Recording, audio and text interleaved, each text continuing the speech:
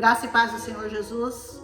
Eu tô aqui tentando gravar para vocês 1 Coríntios capítulo 14, já gravei umas 2 vezes, mas até agora o Espírito Santo não acenou ainda com siga em frente, pode publicar. Porque é um capítulo bastante controverso. Paulo vai continuar falando sobre os dons espirituais, como ele já começou a falar no capítulo 12, no 13, e ele vai falar aqui de novo sobre a importância de nós manejarmos bem, trabalharmos e aceitarmos os dons que o Senhor nos dá, os dons espirituais, principalmente o dom da profecia, segundo o apóstolo, e não desprezarmos esses dons, que são presentes de Deus para nós até hoje. Diz assim: sigam o caminho do amor. Então o caminho sempre é o do amor. E busquem com dedicação os dons espirituais. Então, se você acha que você não deve buscar dons espirituais, se você acha que os dons espirituais eram só para a igreja de Coríntios, então você precisa rever as falas de Paulo aqui, porque ele está dizendo: busca com dedicação, dedique-se a buscar dons espirituais para a sua vida, principalmente o dom da profecia, que Paulo considerava mais importante. Porque quem fala em língua não fala a homens, mas a Deus. De fato, ninguém o entende, porque em espírito fala em mistérios. Porque é importante, então, o dom de você falar em línguas. Porque como você fala em mistérios com Deus, você mesmo nem sabe o que você está pedindo, mas você está pedindo o que é melhor para você. E não a sua vontade, mas o Espírito que intercede por você em línguas estranhas, ele vai falar com Deus e pedir por você ou pelas pessoas aquilo que realmente você precisa.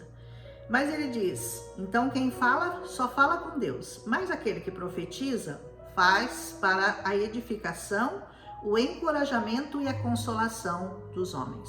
Então existem 3 razões para nós seguirmos com muito zelo a busca pelo dom da profecia. Por quê? Porque o dom da profecia edifica, encoraja e consola os homens. Então é um dom muito importante que tem que ser buscado com muito zelo. Paulo vai alertar para o cuidado com que você deve fazer isso, com o cuidado com o qual você tem que manejar os dons que o Senhor te dá. Quem fala em línguas a si mesmo se edifica, mas quem profetiza edifica a igreja. Percebe a diferença? Se você fala em línguas, você está se edificando, mas se você profetiza, você está edificando a igreja. Amém? Eu gostaria que todos vocês falassem em línguas. Paulo gostaria, que você falasse em línguas, mas eu prefiro que vocês profetizem. Mas ele dá uma preferência para a profecia, Quem profetiza é maior do que aquele que fala em línguas, a não ser que ele as interprete, para que a igreja seja edificada. Então, se você tem o dom de orar em línguas, busque também o dom de interpretá-las, para que você possa edificar a sua igreja. Aleluia! Agora, irmãos, se eu for visitá-los, por exemplo, Paulo está dando um exemplo, E eu ficar falando em línguas, em que eu vou ser útil a vocês, se ele só está edificando ele mesmo e não a igreja? A não ser que eu leve alguma revelação daquilo que eu estou profetizando, que eu estou falando, ou conhecimento, ou profecia, ou doutrina. Então ele diz assim: como que eu vou edificar, como que eu vou ser útil, A menos que eu leve alguma dessas coisas, uma profecia, uma revelação, um conhecimento. Até no caso das coisas inanimadas, ele diz assim, que produzem sons, tais como a flauta ou a cítara. Como alguém reconhecerá o que está sendo tocado se os sons não forem distintos? Além disso, se a trombeta não emitir um som claro, quem vai se preparar para a batalha? Vocês sabem que o que ele está dizendo é o seguinte, que as coisas têm que ser feitas de uma maneira muito ordenada. A cítara ou o outro instrumento, a flauta que ele fala aqui, para ela dar um som harmonioso, ela precisa estar em sintonia, para que a melodia saia perfeita. Ele está citando um exemplo de uma coisa material para você entender a necessidade de haver uma harmonia dentro da igreja com relação ao uso dos dons e a aplicação dos dons para a igreja. E ele disse: Além disso, se a trombeta também não emite um som claro, quem se preparará para a batalha? Porque você sabe que a trombeta, nos tempos lá de Israel, ela era usada com dois motivos. Ela era usada para reunir o povo para adoração. Então, um toque de trombeta significava que todo mundo deveria ir ao templo. E um determinado toque de trombeta era para chamar para a guerra, caso os inimigos estivessem se aproximando. Então as coisas têm que ser muito claras, têm que ser muito definidas quando você usa os dons, para que não haja confusão. Assim acontece com vocês. Se vocês não profetizarem palavras compreensíveis com a língua, como que alguém vai saber o que está sendo dito? Vocês estarão simplesmente falando ao ar, falando para vocês mesmos, falando com Deus e edificando a si mesmo, mas para mais ninguém, certo? Sem dúvida que há diversos idiomas no mundo, todavia, nenhum deles é sem sentido. Para cada língua que é falada no mundo, ela faz sentido para aquele povo onde ela está sendo falada.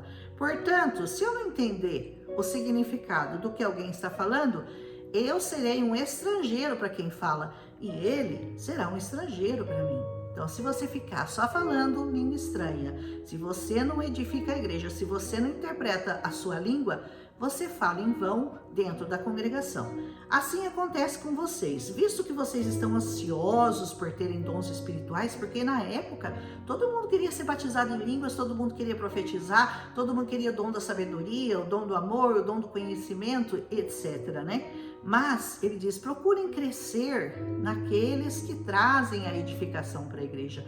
Procurem crescer nos dons que trazem edificação para a igreja, que são a profecia. Entenderam? Por isso quem fala em língua, ora para que possa interpretá-la, porque aí você vai trazer alguma coisa palpável para a igreja, alguma coisa que traga crescimento. Pois se eu oro em língua, meu espírito ora, mas a minha mente fica infrutífera. Eu não sei o que eu estou orando. Eu oro e a minha mente fica infrutífera. Embora orar em línguas traga muita paz ao nosso coração, porque a sua mente fica muito sem pensar em outras coisas, sejam elas boas ou más, você está preocupado só em falar com o Senhor, é bom isso, mas é bom que você interprete para que você possa edificar outras pessoas. Então, o que eu farei? Paulo pergunta, o que eu vou fazer diante dessas circunstâncias? Vou orar com o espírito, mas também vou orar com o entendimento. Eu vou cantar com o meu espírito, mas eu também vou cantar com o entendimento. Então você vai orar em línguas, mas você também vai orar falando aquilo que você entende. Você vai cantar em línguas, mas você também vai cantar com o seu entendimento. Olha que interessante, né? Se você estiver louvando a Deus em espírito, como vai poder aquele que está entre os irmãos, ou os não entre os não instruídos, dizer amém? Se ele não sabe o que você está falando, visto que ele não sabe o que você... Como é que ele vai concordar com você? Porque o amém quer dizer, eu concordo, eu estou de acordo. Mas como que ele vai dizer amém se ele não sabe o que você está falando? Pode ser que você esteja dando graças muito bem, mas o outro não é edificado. Você pode estar fazendo tudo certinho, mas você não está edificando a pessoa que está do seu lado, que veio à igreja para buscar essa edificação. Eu dou graças a Deus por falar em línguas mais do que todos vocês. Paulo arrasava, né? Ele falava muitas línguas estranhas. Todavia, na igreja, eu prefiro falar 5 palavras compreensíveis para instruir os outros do que falar 1000 palavras em língua estranha. Paulo era muito sábio. Irmãos, deixem de pensar como criança. Você lembra que no outro capítulo ele dizia, quando eu era criança, eu pensava como criança, eu agia como criança, mas depois que eu cheguei a ser adulto, eu penso como adulto, eu falo como adulto. Então ele fala, para de pensar como criança. Com respeito ao mal, aí vocês podem ser crianças, porque criança, ela não tem noção do mal. Então, com relação ao mal, sejam crianças. Mas quanto ao modo de pensar, sejam adultos, amadureçam. Paulo está conclamando a igreja a amadurecer na fé, né?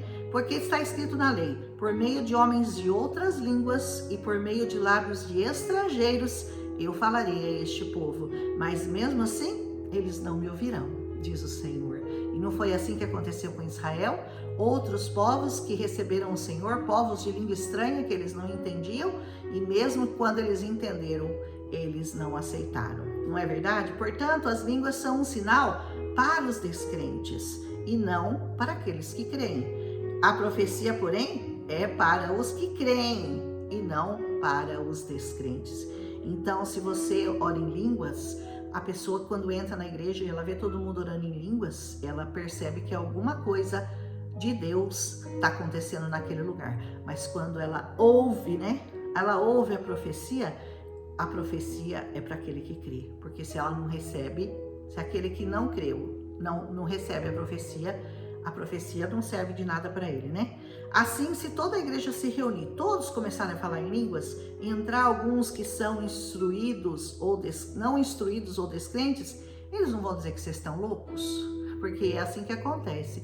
Eu já convidei algumas pessoas às vezes para ir na minha igreja. Na minha igreja, uma igreja cheia de dons, uma igreja que acredita, que trabalha, que incentiva o recebimento de dons, e muitos oram em línguas. Então, quando você entra, tem muito clamor na minha igreja, tem muita oração a Deus, tem muito louvor, e as pessoas choram, as pessoas riem. Aí entra uma pessoa que nunca entrou, né, numa igreja avivada dessa maneira, e as pessoas ficam, nossa, que é isso aqui, né? Porque realmente aquilo lá é um sinal. Os seres naturais, como diz Paulo, não entendem as coisas espirituais. E ele não é um ser espiritual, ele não vai entender nunca aquilo lá para ele é loucura, ponto final, né? Mas se entrar algum descrente ou não instruído, quando todos estiverem profetizando, ele por todos será convencido de que ele é pecador e por todos será julgado. E os segredos do seu coração serão expostos. Assim ele se prostrará, rosto em terra, adorará a Deus, exclamando: Deus realmente está entre vocês. O que acontece, que eu já vi acontecer, de eu levar uma pessoa lá e, no momento da palavra, toda a vida da pessoa ser exposta pelo Senhor. Aí a minha amiga que eu levei, quando eu saí de lá, ela disse: ô Lena, que chato, você contou tudo pro pastor, você contou da minha vida pro pastor. Eu falei: amiga, nem sabia que você vinha hoje, como que eu ia contar a sua vida pro pastor? Imagina, né? Então, por quê? Porque foi Deus que falou com ela, foi exposto a vida dela na presença dela, e isso pode trazer a percepção, realmente Deus está no meio de vocês. Portanto, o que diremos? Quando vocês se reúnem, cada um de vocês tem um salmo, cada um tem uma palavra de instrução, uma revelação, uma palavra em línguas ou uma interpretação.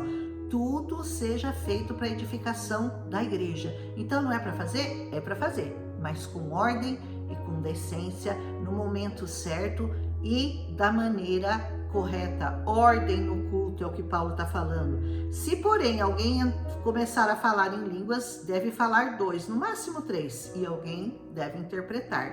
Se não houver intérprete, fique calado na igreja, falando consigo mesmo e com Deus. Se 2 se levantam lá no meio do culto e começam a falar em línguas, alguém vai ter que interpretar o que ele está falando. Ou então vocês se calem. Na hora do culto, você esteja atento à palavra de Deus e não fica levantando e começa a orar em línguas e ninguém sabe o que está acontecendo. Então ele está pedindo esse tipo de ordem durante o culto ao Senhor, que ninguém se levante e comece a orar em línguas, 1 ou 2. Se tiver 2 orando em línguas, alguém vai ter que passar a interpretar o que ele está falando, né? Se não houver intérprete, fique calado na igreja, falando consigo mesmo e com Deus. Isso é ordem, amém? Tratando-se de profetas, que falem 2 ou 3 e os outros julguem cuidadosamente o que foi dito.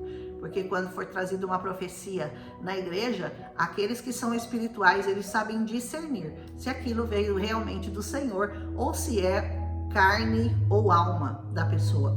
Então sempre tem que haver aqueles com discernimento espiritual, com maturidade suficiente para discernir se aquilo que está sendo trazido é realmente proveniente do Senhor. Pois vocês todos podem profetizar, cada um por sua vez, de forma que todos sejam instruídos e encorajados. Todos vocês podem profetizar, mas cada um na sua vez. Se todo mundo começar a profetizar ao mesmo tempo, ninguém profetiza para ninguém, né? Porque ninguém vai saber em quem que eu presto atenção.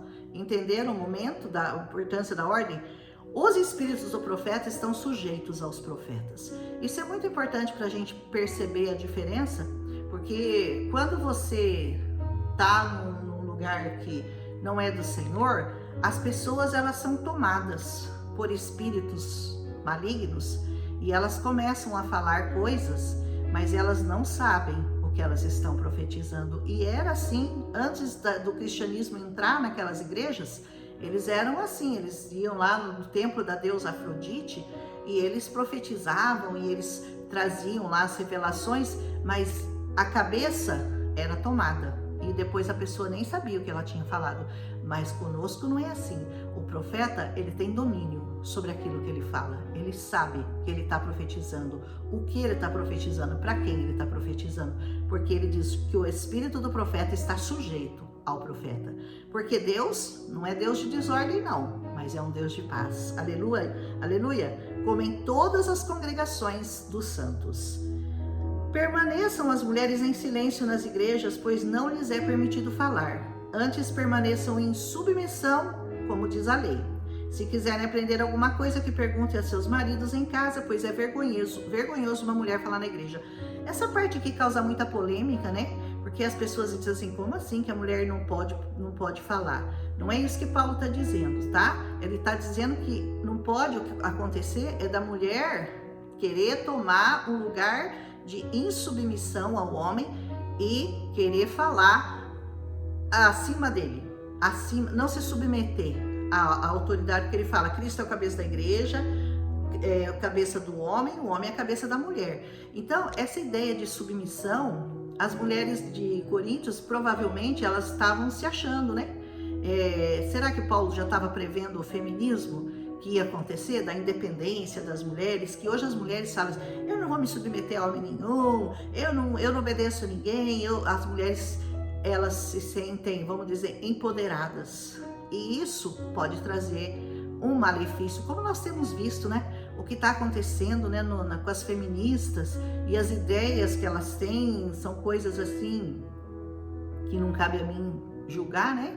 Mas eu penso que Paulo já estava prevendo, né, que isso ia dar confusão no futuro. Então, não quer dizer que a mulher não possa orar nem profetizar, porque inclusive no capítulo 11, ele mesmo fala que a mulher as mulheres oravam e profetizavam, mas tendo a cabeça coberta, ou seja, debaixo da autoridade de um homem. Tem mulheres que não aceitam falar que elas têm que se submeter, mas a Bíblia diz que sim.